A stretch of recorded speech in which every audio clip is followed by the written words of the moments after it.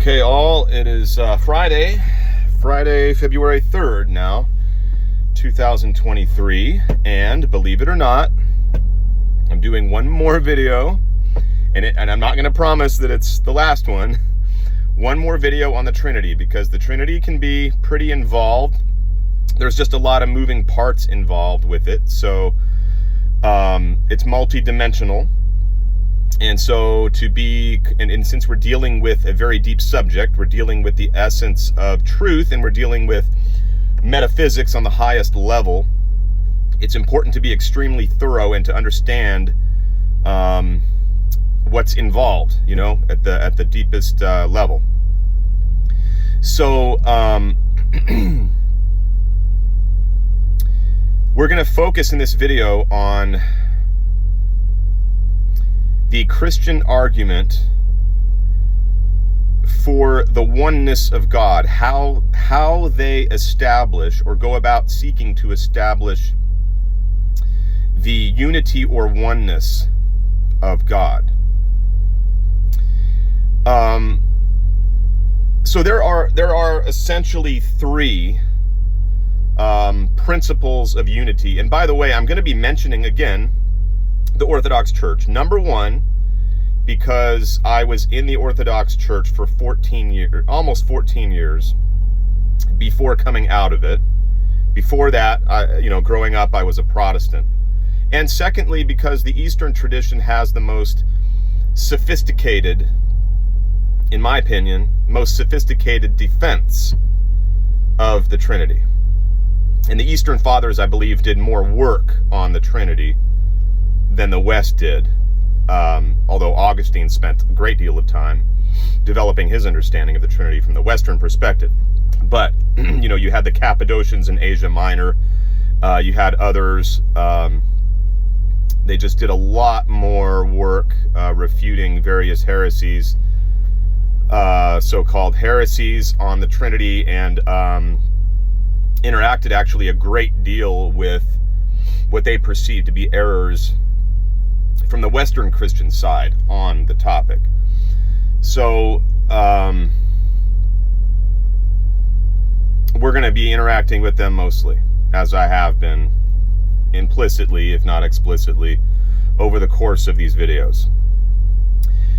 To dig right in, there are three what are called, or what they call or term, principles of unity in the Trinity.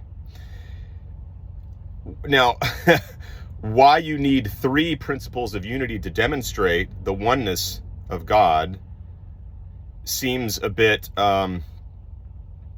illogical and counterintuitive, for one. If God is one, there should be, I would think, one main evidence, or one point of evidence that establishes it once and for all. Why do you need multiple, not just multiple angles from which to approach the oneness of God, but why are you locating the principle of unity in multiple places, which is what they do, and then we're going to discuss how they do that, and where they locate those three different principles of unity.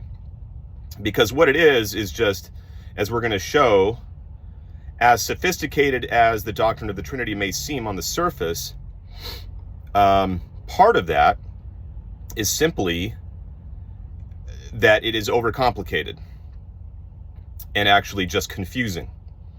And it's confusing because it's ultimately irrational.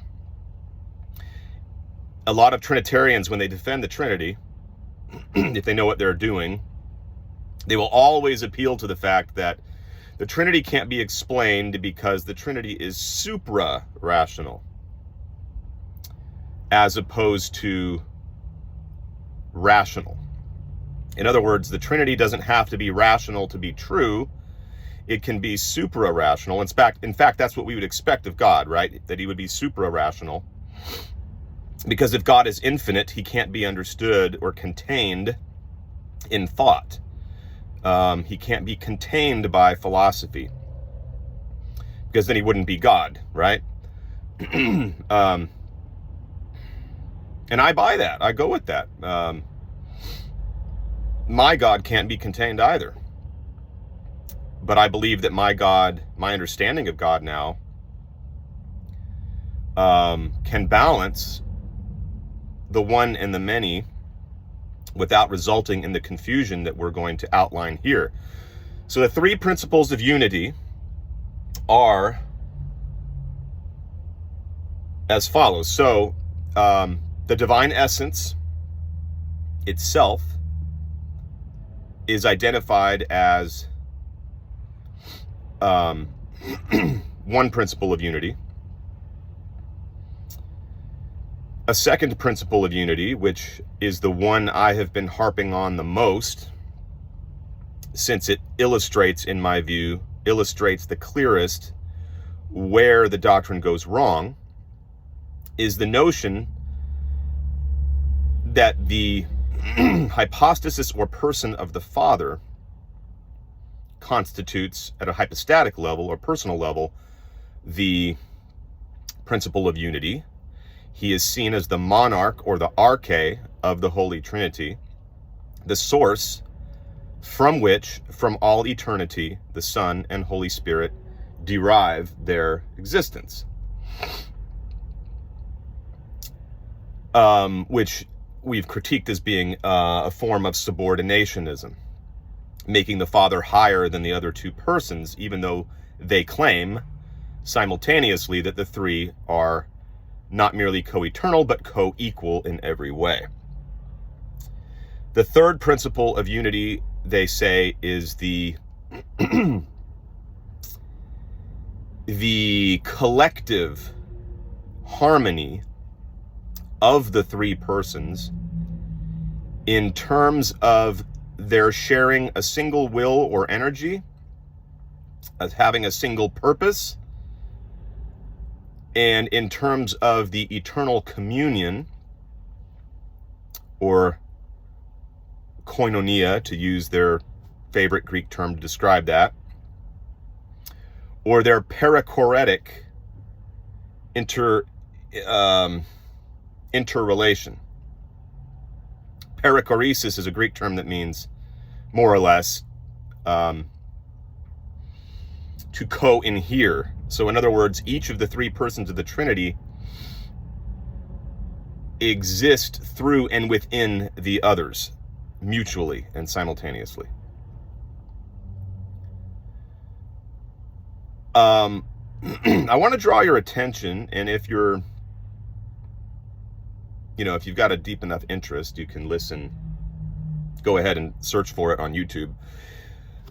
There's a lecture, a public lecture that was done, I don't remember when it was, by Metropolitan Kallistos Ware, a very popular cleric and author within the Eastern Orthodox tradition out of Greece, who converted to Eastern Orthodoxy back in the 60s, I believe it was, out of Anglicanism, delivered a public lecture on the Trinity. And he literally goes through each of those points of unity. And I'm going to describe what he does, because it's priceless. He enumerates those three things. And as he's enumerating them, he says, basically, you don't want to fall too heavily on one principle of unity or the other, because you're in danger inherently. You inherently run the risk of embracing heresy, right? So if you go to the essence and you say that's where the unity is found, you run the risk of making God impersonal. Well, yeah, essentially you run the risk of saying God is impersonal, and then making the mistake that they believe the Catholic West implicitly did via Augustine, where you essentially have the persons being derived from this this impersonal essence, which the Eastern Orthodox critique or describe in the Catholic, or they describe this Catholic approach as absolute divine simplicity. You'll hear several apologists on YouTube on the Orthodox side including a particularly popular one, Jay Dyer, critiquing absolute divine simplicity, which, in a manner of speaking, I also reject. But we'll get into that probably in the next video. But the second one, with the Father being recognized as the principle of unity, or the single principle of origin of the other persons,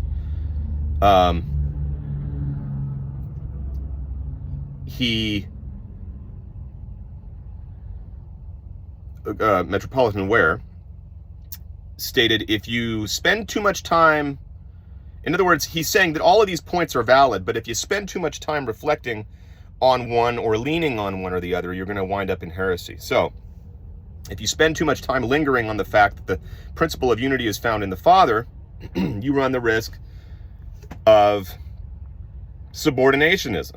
Okay, so he recognized it. Subordinating the Son and the Holy Spirit, who are supposed to be co-equal with the Father, subordinating them to the Father. Then if you spend too much time looking at the unity as constituting the three together in perfect harmony and communion, you run the risk of tritheism. These are all points that I've made in previous videos. That you're either going to, that you run the risk of being an impersonalist if you espouse the Trinity, or of being a subordinationist, or of being a tritheist or polytheist. So he sees the problem clearly enough to delineate all of these same points. What he does after that, though, is instead of coming up with or attempting to come up with a solution to the problem, is to then immediately step back and say, with all of that having been said, the Trinity is a system of checks and balances. So you need these three perspectives balancing each other at the same time. And you just have to kind of leave them sort of orbiting around each other in this uncomfortable tension. And that tension constitutes the ineffable mystery of the Trinity. So somehow, each of these three things taken alone are heretical. But if you hold them together in balance, these three heretical ideas, they somehow magically produce orthodoxy. They produce an orthodox, a perfectly acceptable understanding of the Trinity. And this is how he defines the, quote, mystery of the Trinity. It's holding three heretical views in tension, and that somehow transmutes them into something no longer heretical. Well, the problem is you can't just mash heretical ideas or implicitly heretical notions together, mash them together into this weird mix and call it orthodox. I appreciate and I accept his appeal to the mystery. It is a mystery. God is a mystery.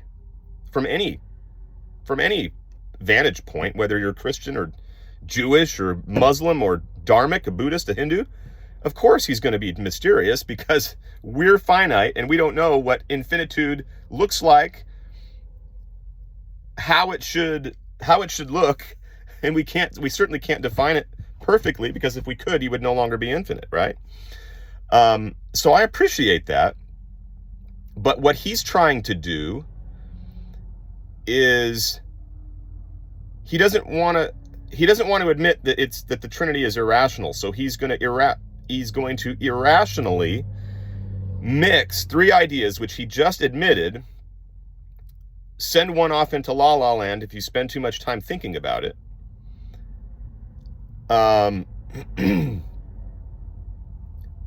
And then simply toss them together like a salad, and you produce the mystery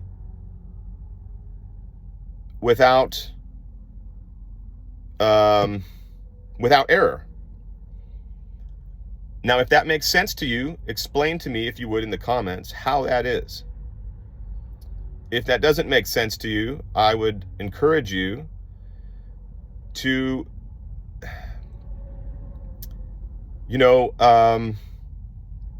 develop an open mind and consider whether or not Christianity may be false at the most fundamental, foundational, epistemological level. Most people of whatever religion are not able, for whatever reason. Usually it's a psychological thing, emotional, psychological. They can't bring themselves to examine critically, truly critically, their own point of view, because they've invested their entire life into this. They've invested their destiny into this. They've invested all of their energy, their very identity in this. And so I understand from that perspective why it is nearly impossible for most people to do. But it is possible because I did it. I was raised from the time I was in diapers, not only believing this was true,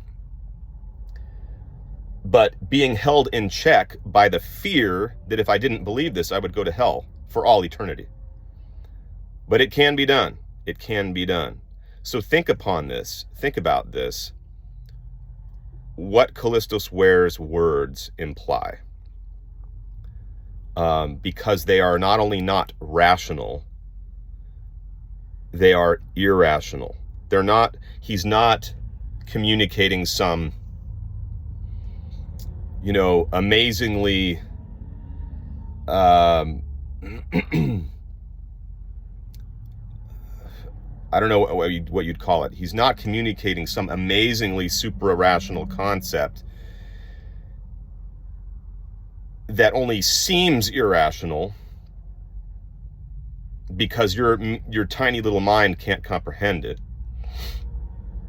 and that you just need to submit to it, because if you don't, you just don't, you don't know how to be humble.